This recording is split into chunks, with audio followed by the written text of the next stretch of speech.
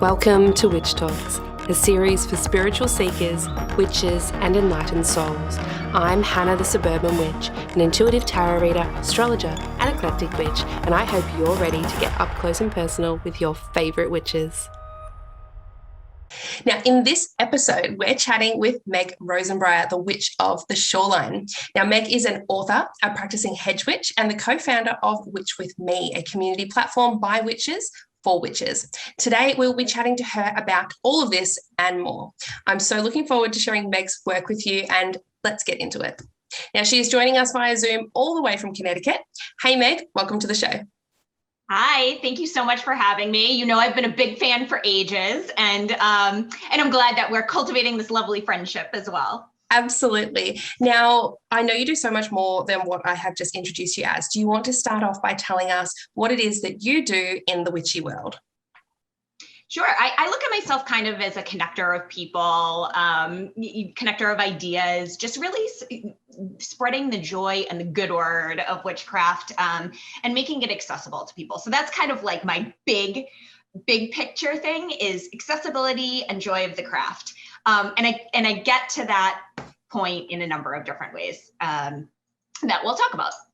Fantastic. Now, before we do jump right in, I wanted to take a squidgeridge at your astrological birth chart. Now, I know you're all over this, you know everything, you're a big astro nerd, so it's not going to be news to you, but I think it can be... I don't know. You have some interesting insights, so I'm ready. I'm ready to hear this. I'm just going to look at your sun, moon, and rising, but what it can be really great for is people who also have these placements that might not have heard an interpretation before, anyone that's tuning in that is totally new to astrology and seeing how it can sort of weave together. So what we have with Meg's birth chart, she is a sun in Libra. So that means the sun was in the sign of Libra at the time of her birth. Now, what this means is she is naturally skilled at charming others. This means she's going to be really great at networking, building relationships, and negotiating very smoothly. Now, we can definitely see that in a lot of the stuff that you do with your Witch With Me community. You are networking, building relationships, making all these beautiful people come together and work towards a common goal. It's fantastic. Now, your sun falls in the 7th house. Now, what this tells us, it's the 7th house is of relationships. So you work really, really great one-on-one. You are a fantastic support person to other people, and you have a gift for making others feel heard, which is beautiful. Now, when we talk about your moon was in Sagittarius when you were born. Now, this is, the moon goes faster than the sun, right? So it's going to change every couple of days. Now, having a moon in Sagittarius means that you are quite honest, open, optimistic person. You'll see the good in everyone, which is just a beautiful way to be. Now, the only thing here is that boredom will be your enemy. So you're going to have lots of projects, lots of interests, lots of things on the go. Now, your moon falls in the 10th house. The 10th house is career, okay? So this is all about what you do for work or your higher calling in the world. Now, this means you need your career in order to feel fulfilled. You need to feel like you are doing something. You're going to have, a legacy to leave behind. And doing what you feel called to do is going to make you literally happy. Now, as a Pisces rising, you have the ability to heal and uplift others, which is absolutely gorgeous. I love Pisces risings. Now, you're at home with the I have a theory all Pisces risings are witches. That's my theory. Just in general. So if there's Pisces risings out there, I see you, witch. Now, I actually have a theory just on that. I have a theory around majority, and not all, okay, but majority of tarot readers have strong Virgo placements. It's something I have seen time and time again. And I think it is because it has a system and it makes logical sense. I love that. All right, so as a Pisces rising, you are at home with the mystical and the spiritual. This is the sign that's most likely to have a metaphysical bent. Now, you don't shy away from anything unusual, like magical topics, anything flowy, soft, and you'll have a talent for psychic and spiritual work, which obviously you do. Now, this is also ruled by Neptune, which is the planet of dream vision. So it's all big visions, big ideas. Now, this is great for people who want to have a career centered around healing. So when I think about that, this healing vibe and, this mystical, spiritual, witchy side, hello, is that not your book, The Healing, Healing Powers of Witchcraft? Like, oh my goodness. Exactly. Yes. So how does that all sit with you? Is that any of that new to you, or is it all the same sorts of things? No, I love it. Sometimes I forget that Pisces risings are such healers too. And Sagittarius has some healing components in there as well. And so it's lovely to hear that perspective, because I think Pisces more of like the woo side. But yes, for sure, that is a huge thing about, even that spiritual type of healing is really, what I focus on and what I do. I believe in mind body alignment for sure. I mean, that's huge, but really uncovering how we process information. There's my Libra, and the things we tell ourselves and the things we talk about, and those, again with my Libra, are really important to informing healing for me. Now, speaking of your book as well, so The Healing Power of Witchcraft, can you tell us a little bit about, aside from your astrology, what inspired you to write that book? So I've always been wanting to write a book geared towards new witches, because, like I said, accessibility to the craft is really important to me. And there's plenty of books for new witches out there. And there's a reason for that. It's because everybody comes at this from a different place. And, I wanted to add my voice into the mix of helping new witches in a practical way too. So you'll notice my book is like 2/3 spells, and it was meant as a spell and ritual book. I really wanted to focus on actual ways that have helped me heal, and ways I've helped others using magic, and make it so that the spells are really simple, easy to follow. I tried to write the incantations so that they're fun to say. So all of this book was meant to be a place where a beginner could come and say, yeah, that sounds like me. That sounds like I want to empower myself. It sounds like I want to heal, and I want to do it in a new way. And that was my goal. You absolutely achieved on that. I have read the book myself. It's actually one of the ones that I recommend the most to beginners in the craft, because it has everything. It has how to cast a circle, which, look, not everybody has to cast a circle, but if you want to, how to do it, how to raise energy. I find that is one thing that a lot of I guess the social media side of things kind of glosses over. You don't often see people talking about raising energy. I see it even just completely eliminated from steps for spell work, which I'm like, oh my gosh, this is so helpful and so easy to do. Yeah. So yes, when you get to that part in the book, definitely pay attention to it. Absolutely. We all need that. The magic has to come from somewhere. That energy has to come from somewhere. And, if you're not raising that energy, it's going to come from you, and it's going to leave you absolutely wiped out. So it's so critical. And you've got really great foundations in the beginning of the book for anyone. And even someone who is not so new at the craft, they're still going to get a really good rehashing of everything as well. So it's a fantastic start to the book. And then you've got all these practical spells. And one of the things that I loved about it as well is they're all really accessible. You're not going to have to go out and buy a ton of different things to do them. And you can choose just a few core things. So a few core essential oils, some crystals, a bowl, a candle. They're not extravagant. You don't need a big statue to make a beautiful altar around. So really, really accessible for everyone, which is fantastic. Do you have a favorite spell within your book? What's your favorite one that you put in there? I do. I have a couple favorites. There's one that you enchant your mirror for strength that I just love, because it's something that we do all the time, is check a mirror, we're washing our hands, check our mirror, we're brushing our hair, we're brushing our teeth. It's this great check-in point throughout the day where you're really seeing yourself. So it really puts you face to face with your magic.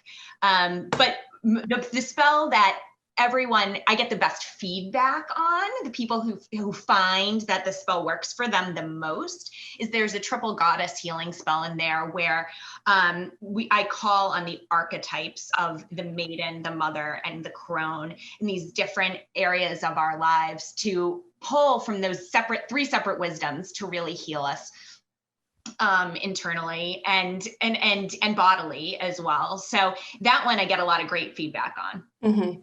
And what do you think, just staying with that spell for a little bit, with the maiden, mother, and crone, what are some things that they could each individually help us? If, why would we call on them? Why are we going to need the mother or the crone in our lives? What are we going to get from that? Absolutely. So I think one thing to recognize in magic is that things are really fluid, right? So when we wrap our minds around different ways we can embody our magic in ways that we have all experienced, we've experienced the joys of youth, which is the maiden archetype, this feeling of coming into your own, this feeling of feeling healthy and young, and the world is your oyster. That's the archetype.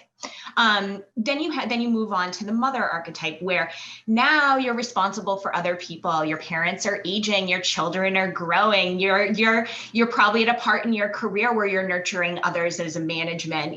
This middle age thing, and then you reach the crone, which of course I have not reached my crone years yet, but it's still an archetype that we can really draw from, in the sense of that inner wisdom that you've accumulated throughout your lifetime. Everybody has it. Everybody has that piece of advice that they give. Everybody has that moment where they've drawn a boundary and they stick to it. And that's really honoring that inner wisdom that you've accumulated in the sense of the crone.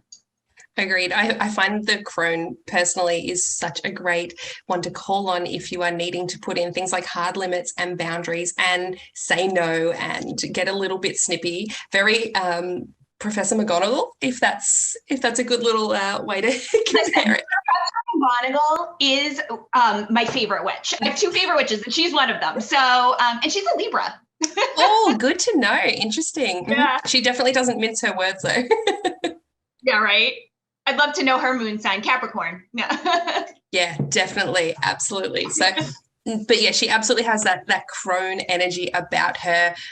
You don't want to cross her, that sort of energy. So it's really, really good for those sorts of things. Yeah, no nonsense, knows what's best, has been there, done it, may not even explain herself, right? I don't even know you an explanation, those kind of things. Yep, definitely no need, no over explaining from her. Now, this book, do you have anything that you hope readers are going to take away when they read it? What are you hoping they're going to gain from this? I hope that they gain a sense that magic is real. I feel that if you follow the spells and you follow the path and you put a bit of yourself into it, because that's essential for any witchcraft, right? Like putting your own little intention into any spell. I think you're going to see real results in your life, and it can come in many different forms, which is so great. And so part of the book is broadening your horizons to the awareness of ways spells are working too. How do we feel our moods change? How do we feel our physical body shift? How do we tap in to knowing that we know? All those layers I hope I've kind of put in the book, and people can meet the book where they're at with that. Mm-hmm. And one other thing about the way you've set the book out as well, that I just want to mention, you've started it with spells for yourself. So these might be, get a good night's sleep, those sorts of things. And then it goes on to spells for others. And then even beyond that as well. Was there a reason you didn't want it to just be only about the person themselves and you wanted to expand that out towards the world? Yeah, definitely. My witchcraft takes a very pagan approach. So I really believe that if we're going to heal ourselves, we have to take responsibility to heal our planet too. We're so absolutely connected to every energy on this living planet, and I feel we have a responsibility to that energy. And so that's why when you write a book about the healing power of witchcraft, for me, there's no way you can write that book without saying, let's talk about some basic spells for clean air, clean water, protecting animals. And that's kind of the biggest lens the book takes. There's also spells in there for helping communities get along, helping groups of people work together. So I really tried to have this like micro level of the self, then branch out into spells to help maybe your husband or your child or another person you care about. Then we move on to spells for the group. and then we move on to spells for the earth. So we really just keep a wider and wider lens about how much agency we have as witches in this world, for ourselves, for the people we love, for the groups we move in, and for the world. Yeah, definitely. And it's beautiful. And we have agency. I think we do have that responsibility there as well. We don't have a responsibility to every single person to help and heal every single one, but we absolutely have a responsibility for the planet and the earth and the things that we're standing on, the place where we live, all of that. Yeah. Point, Hannah. I mean, absolutely. There's a level of expectation here. I mean, as somebody, I have said this many times, as somebody with autism, I understand that we're not always going to be on our best and healed every day. And there are real life issues that come into play, poverty, racism.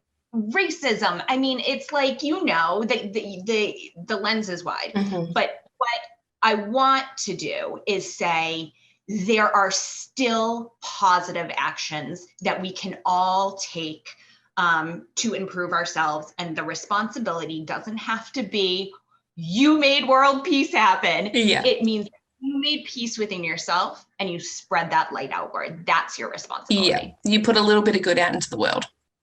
Exactly. Yeah, no, that's beautiful. And especially in this climate and everything that's happening in the world, I think it needs all the good that we can give it.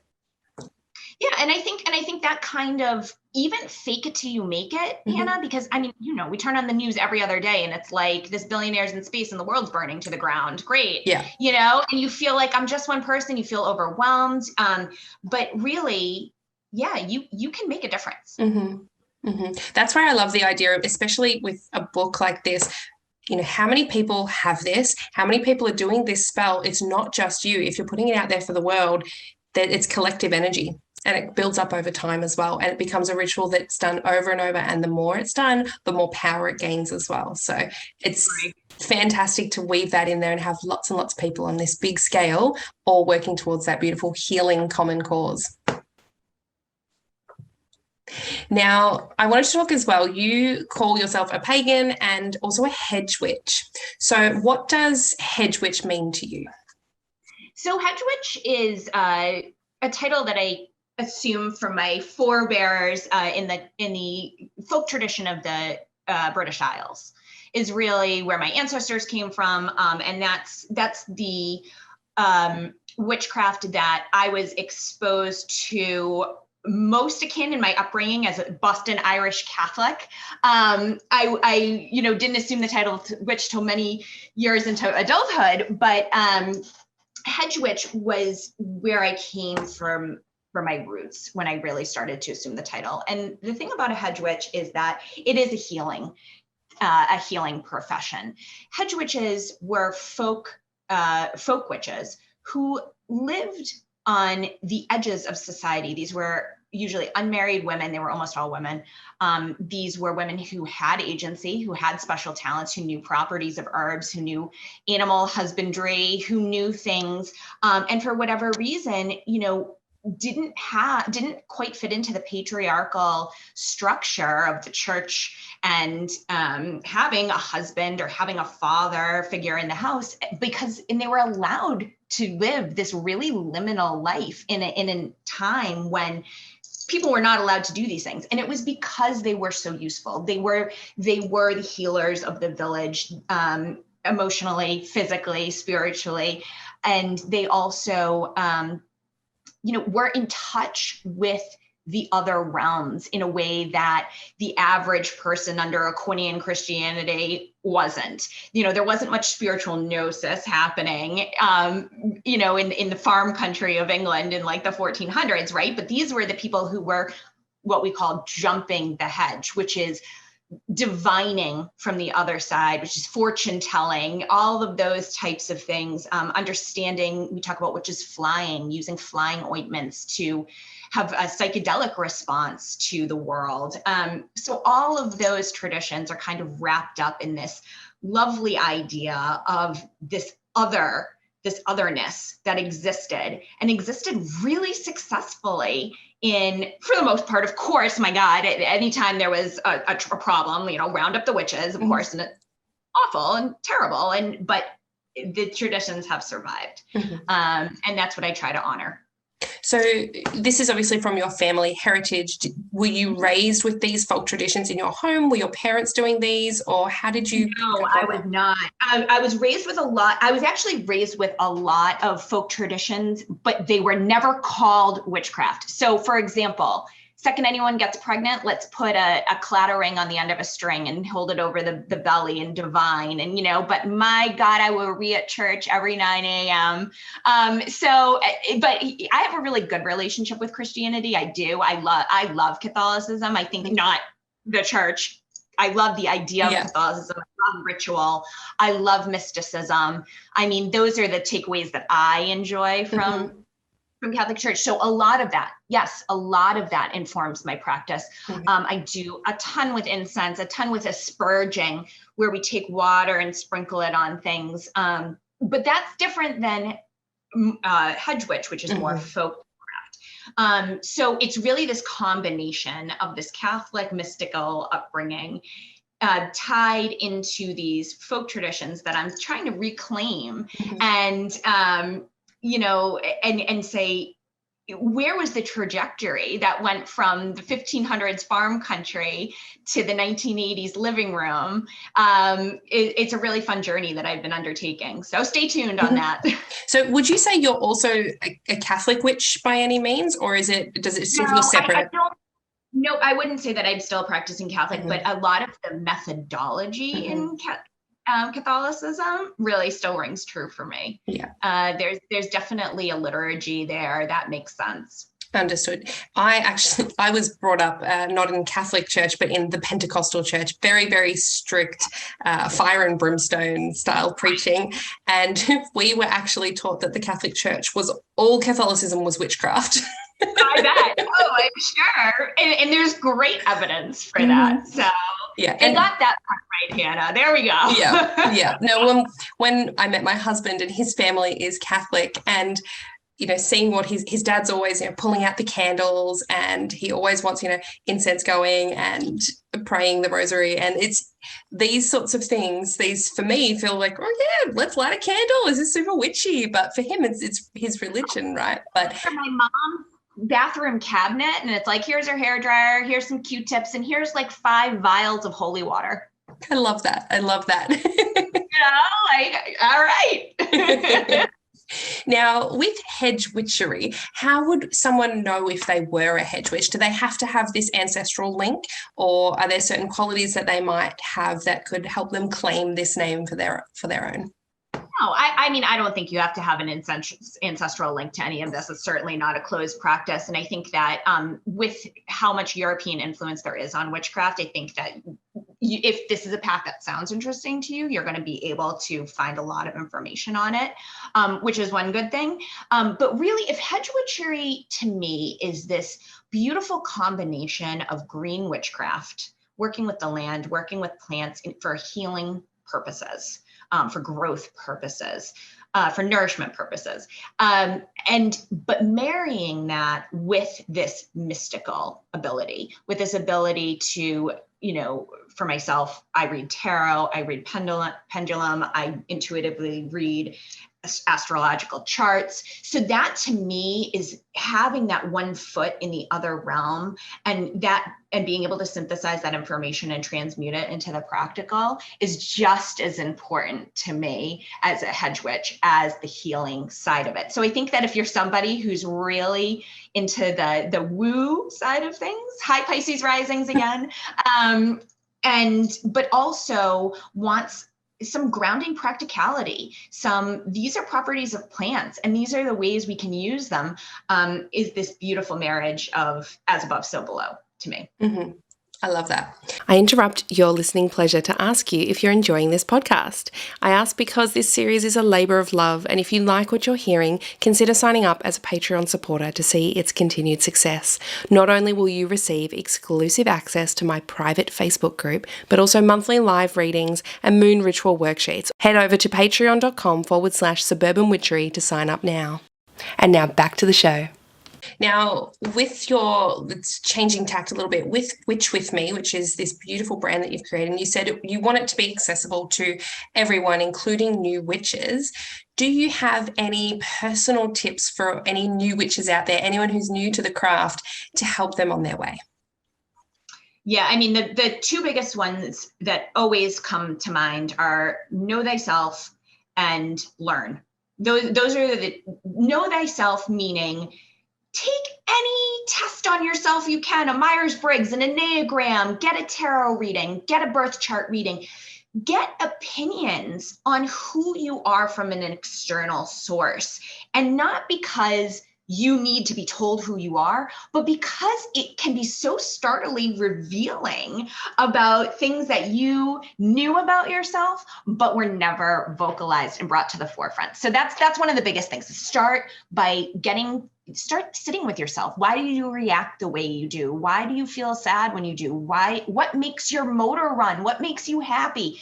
Getting in touch with yourself is the key to powering spell work and intention. Because then you know what you want. Yeah. And spoiler alert, oftentimes what you want is not what you originally thought you want. Yes, or you don't want it for the same reasons you thought you did. Or I did the work. I'm allowed to change my mind now, you know? And that goes hand in hand with me for learning, because I don't think that you can get to know yourself unless you start to explore the world. I say before you and behind you. I think where we came from, I think great minds in witchcraft don't get enough play when we talk about these people who are doing the work, who are out there creating these, these archetypes and creating ways of teaching witchcraft that have been handed down for generations. And just now, we're able to be so open about how we practice the craft. So I hope that knowledge will just continue to exponentially explode. That's my hope. But, we have to take advantage of that, all of it, from the past to the future, to creating our own knowledge, to writing down our own experiences. The voice of the witch is here. And, we need to stand in that power. Now is our time. Yeah. And on that same vein, so that's what you recommend people start with. Now, is there any times where you may have messed up in your witchcraft and we can now learn from your mistakes? Do you have anything you could share with us? I would say I have a million examples of this. So be specific about what you want when you do your spell work, okay? Because when I had just started Witch With Me, and I knew it was going to be special, and I knew I needed to devote time to it, and I knew this was going to be a calling, and I have 2 little baby boys, okay? And I was like, I need to devote time to this. And I did a spell to allow my husband less time at work and home to be with us. And for a number of ways that was, there were ways that could work. And I was like, I'm going to do this spell to open. I can see where this is going. COVID a month later and stayed in the house for a year. And I wrote my book. I launched Witch With Me. So, I'm not saying it didn't work out.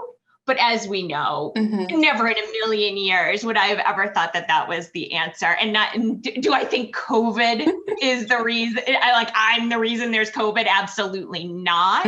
But I think when you call on certain energies into your life, you want to be really specific about, how this is all going to work for you, which brings me back to know yourself. Yeah. Right. Be careful what you wish for. If I had been honest, I sometimes need my husband out of the house. And I've learned that lesson now, and that's who I am. That's who he is, So I think that making mistakes is great because it starts to revise. It starts to revise how you do your magic, and you start to get more effective each time. Absolutely. Yeah. And I think as a lot of people will be feeling you on the husband out of the house thing after COVID. A lot of people probably had a little bit too much time, so you're not alone there. Yeah. Now, with your work with Witch With Me, this is an incredible online community, one that I've been a part of as well. Now, how did you come up with the idea for this? How did it come through? So true Libra and true Libra style, I did not do this alone, and I definitely do not continue to do this alone. My partner in crime on this is my business partner, Louisa Dean, at the Witch's Stone on Instagram, if anyone wants to follow some amazing British folk witch content. She lives in the UK, and we have never met in person. We were online friends. We just liked each other's content for a couple of years, and just chatted. We had kids the same age. We had so much in common, and we were trying to make a following for ourselves. I think at the time when we started Witch with Me, she had like 10,000 followers, and I had like 3. Mm-hmm. And she came to me and she was like, you know what we don't do enough of is, playing with our friends with witchcraft. So why don't we start a hashtag challenge? And all our friends will do it, and it'll be so much fun, and we can repost them in our stories. And I was like, great idea. I actually said, fuck yeah. That was when I responded. I was so excited. I was like, that sounds like so much fun. Mm-hmm. Well, it quickly evolved to the fact that we realized people were making like the most amazing answers to our challenge. So we were like, this is it. We're going to create a page to repost these challenge answers on. So the hashtag was Witch with Me. The challenge was a 30-day. Day 1, show me a picture of a candle. Day 2, show me a picture of a cloud that's inspired you. Day 3, show me your favorite color for magic. And it just grew, right? Because nobody had a way to share what they were doing with a large audience, unless you already had a following. So it was just this unbelievable explosion of this fun idea we were thinking, hey, maybe our friends could do. And this came about in February 2020. So as we know, we launched at the right time to go viral, with everybody sitting home saying, well, what am I doing with myself? What am I doing with all this time? The world's literally ending.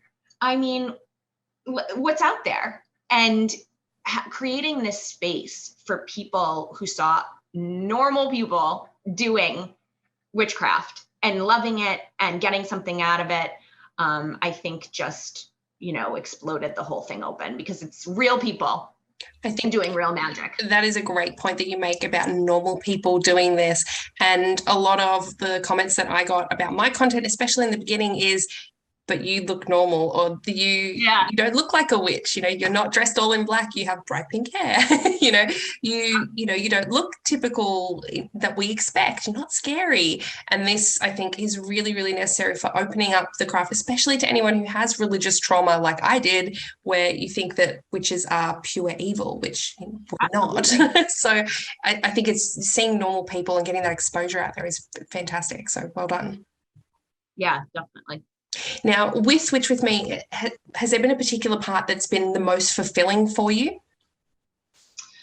Oh, gosh. I mean, really just the unbelievable amount of people I've gotten to know. I just love stories of how people have come to the craft, what led them to it. I mean, this is my Libra Sagittarius coming together. It's like, sit down and tell me everything. So just the sheer human energy of it has truly changed my life, is to see how many people are taking control of their lives, are taking an identity, who are reclaiming witchcraft. I see such a lovely and vibrant future for our people. Mm-hmm. I agree. And you guys undertook a witch census last year as well. Do you want to tell us a little bit about that? Yeah. So in part of our mission is to continually say, witch with me, because you're not alone, witch. So one of the things that was really important to me when we first realized that our following was going to be substantial was doing something substantial with it. With great power comes great responsibility. And for me, I had thought that one way to tangibly show the world that we exist and we're here is to count us. And this stirred up a lot of worry within the witch community, because you think counting witches, my God, of course, everyone's like, what are you Mm-hmm. And so, we had to do a lot of explaining that, like, look, we're not collecting IP addresses. We're not collecting names. You don't even have to give us your email. We just want you to say, yeah, I'm a witch, and put your name on this and say, I'm 36 years old. I live in Connecticut. I have a spouse and 2 children. And then from there, we talked about, what elements do you use in your craft, and what holidays do you celebrate? And do you believe in the threefold law? And do you believe in aliens? Like, we took all these like crazy things just to gather information about us, who we are, what we care about. And then make that information, which we have, completely accessible to everybody, so that someone can click on it and say, that looks like me. When we took, what gender are you? I think we had 88 different genders. So Wow. we tried to create space for everyone to be able to say, I'm a witch, this is who I am, and make it last in perpetuity, that we made this project. And 16,000 people responded. So we're going to do it again. And we're going to do it better this time. So watch this space, right? Yeah. Watch with me. Yeah. Exactly. Well, I love that. I think it's great as well, because I believe the witch community is growing. I believe it's expanding. And with something like this, you can actually track that. You can actually see what's happening and how maybe the culture is shifting as we go through different things, either as a society or with your social media. We see trends evolving and that sort of thing. So we might have, not a lot of people doing circle casting one year, and then suddenly it rises in popularity because someone went viral. We can track that. That could be fascinating. And I just think that's amazing. So for example, this year we reached out to some, people, we reached out to folk witches, and we reached out to voodoo, and we reached out, to try to get those communities' opinions on what questions they wanted to hear. And what made, what the Wiccans, what do you want to know about what people think about Wicca, about what Wiccans are doing, so we tried to make it so that everybody could get a little piece of information about their own little subset too. So I think it's even going to get better. Yeah. So in that regard, that's going to get better. You've got more plans with that. With Witch With Me, do you have any bigger plans for what you're going to do with that? Yeah. So, I want to do everything. So it's really hard to pick just one thing, but Louisa and my business partner, Louisa, had a really, really rough summer trying to figure out where we wanted to go with this, because there's so many directions. And this is the first time I'm actually kind of saying this publicly, but what we're going to start focusing more on is activism. And I was so tickled when before you were talking about group spell work and how powerful it can be. And that's something that when we look back at all the programs we have run through Witch With Me, we've done festivals, we've done tarot classes, we've done, the programs that nourished Louisa and I the most, and we felt made the most impact on the community, were social justice spells. Were things like Candles for COVID program we ran, which helped people kind of come together during the onset of COVID. We did a big campaign for the Australian wildfires when we first started the Witch With Me, so I think we're really going to start getting back to, yes, we're still going to talk about the full moon and the Sabbats and herbs and all those kind of things, but I think we're going to shift our focus a little bit off actually educating on every little facet of witchcraft and making it more practical. So here's some magic to do with us, and let's create positive change in the world. I love that. And I haven't seen anyone else doing that out there as well. So that's a fantastic niche to burst open. And hopefully we get even more activism and more social justice causes coming to the front of that. Now, and we looked at it and we were like, you know what? There are so many amazing witchcraft teachers out there. But what we see a void in is leadership in terms of what does a witch stand for? And we want to write that book and say, we stand for human rights for all people. We stand for saving this planet. It's our responsibility, and we have to do it now, today. Yeah, absolutely. Absolutely. I love that. I love that so much. I am an Aquarius rising, so anything social justice and fighting for a bigger cause, anything a little bit rebellious as well that goes against the norm, right there with you. Right there with you. Totally. Because we know what we're walking into, right? Plenty of people are going to have opinions, but you know what? This is we're here to stand in our shoes and say, this is what we're here for. Hand me a sign. I'll march there with you. Hell yeah, I know. I got your number. I'll call it on you. Now, you did last year, so you did a very big event over Samhain and what was Beltane over here. So are you planning anything else like that alongside this new sort of track that you're going through, or are you going to step back from that sort of thing? I'm stepping back from it just for right now, only because I want to work on perfecting what we have, which is a lesson that I needed to learn from my Virgo business partner as a Libra. She's very like, we need, let's nail down some stuff. Let's get our taxes in order, all those boring things. So I'm focusing on some of those more Virgo-esque type things right now, but I am going to be hosting a cocktail party in Salem, Massachusetts, September 25th. There's going to be a couple of more famous witches in the area at that time. And Jason Mankey, who you had on your show last week, is one of them. He lives in California. So there's going to be a gathering of some people. Start looking into plane tickets, please. No. But yeah, so we're going to do that. And it'll be nice in person, just totally social type thing. But at that gathering, I think we're going to put some plans in place to say, hoping for an event in Vegas. Oh, that sounds very exciting. There's a big witch conference called PantheaCon that it no longer exists. And I think that there is a void. So I think when I get back to the festival scene, I think it's going to be large scale. So we'll see what COVID does, but those are, so mote it be. I would love to draw a lot of like-minded people together in one place. And, and I said Vegas not because I love Vegas, I really don't, but it's one of these destinations that's affordable and versatile, and, a lot of people can get to it. So happens to be the top pick right now. And it has the hosting spaces available there, so you can have a lot of people in there.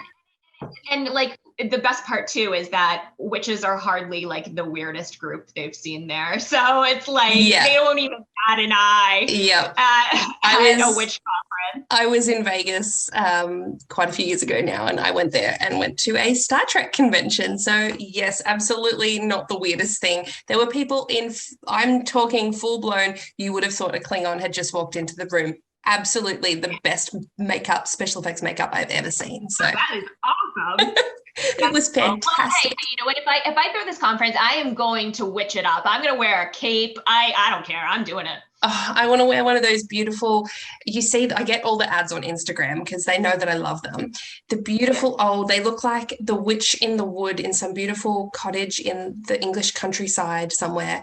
They've got the long sleeves and the lace up and that's lots of yeah. Look, it's not my style, but I love it. It's so romantic. Well, it could be your style for cosplay, right? Yes, exactly. It'll be my style for that one time. Well, that sounds fantastic. It sounds like you have these beautiful big plans on the horizon, and I'm always here for it. So that's your the Neptune energy there, these dream visions for the future. So that's amazing. So it's lovely to see all of the stuff that you're putting out there in the world. Are there any other books on the way, or have you is one enough? I've had so many different ideas come and go. I really want to write a Witch with Me book, just a practical guidebook that I can just hand over, right? And be like, here's my grimoire, go do.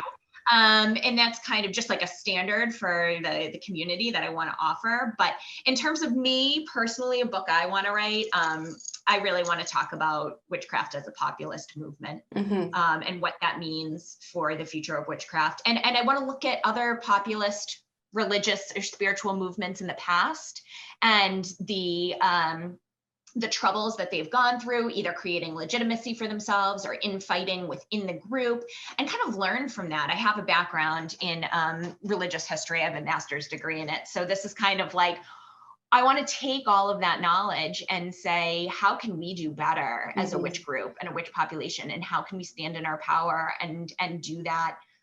Look, I want a pagan senator. That's what I want. So if I die with one of those, I'll be happy. Yeah. Oh, that sounds like a goal. Fantastic. Now, can you tell us, where can people buy your book, The Healing Power of Witchcraft? You can buy it wherever books are sold. So Amazon, I know, your way, what is it? Bookstop is sometimes good. That's in Europe. But please, wherever you do buy the book, if you enjoyed it, please leave a review. Yes, absolutely. And where can we find you online? You can find me a couple places. Meg Rosenbriar on Instagram is where I do most of my personal chit-chatting about witchcraft, but please do give a follow to Witch with Me. Witchwithme.com is our website. And if you're a witchy reader, we have an awesome witchy books page as well called Witch with Books, where we showcase new releases, we have reviews, we have a book club. So that's something to jump on board with that I run too. And you guys are on Facebook as well. I'm a part of your Facebook group. That's very thriving. It is. It's been great. We started it a couple months ago, and it's been this lovely. It's called the Witch with Me community group, and I love this group because there's so many new witches in it, but there's also so many professional witches in it. People who have published books. I mean, just really the creme de la creme of the witch world in it, and I love it because I don't even think that some of these new witches may even realize just how much amazing wisdom they're getting thrown their way. You know, so it's this, it's a very erudite group, in my opinion, a lot of deep conversations, but also really like, hey, we do a Coven Market Thursday, sell your witchy wares. Like, we want to support all sides of witchcraft. So, we try to do all our groups. In terms of the bigger names and things like that, so especially with you have Witch with Me TV that you put out there, and we had the big gathering last year. So you had quite a lot of, I'd say, big names, really big names, and then mid-range, and there's such a mix. And you're right, I think people who are new to the craft, they might not have noticed that the person they're learning from is Fiona Horn. I watched her videos. I was like, is anyone else freaking out? It's Fiona Horn. Exactly. No, it's true. And that kind of goes back to the whole thing, is like, we're just regular people too, right? Like, we're professional witches, but it's not, it's just, we're just here, we're out here doing our work every day, and we want people to listen and hopefully broaden their own horizons. Fantastic. All right, so all links for the places that Meg has mentioned, so the Witch with Me books, Witch with Me TV, Witch with Me, and Meg's Facebook, and all of that Instagram is going to be in the description box below. If you'd like to book in with me for a tarot or astrology reading, you can do so at suburbanwitchery.com. You'll also find me as Suburban Witchery on TikTok, Twitter, Facebook, YouTube, and Patreon as well. Make sure to hit subscribe so you never miss an episode. And as always, I hope you're having a lovely day wherever you are in the world today. Thanks for listening.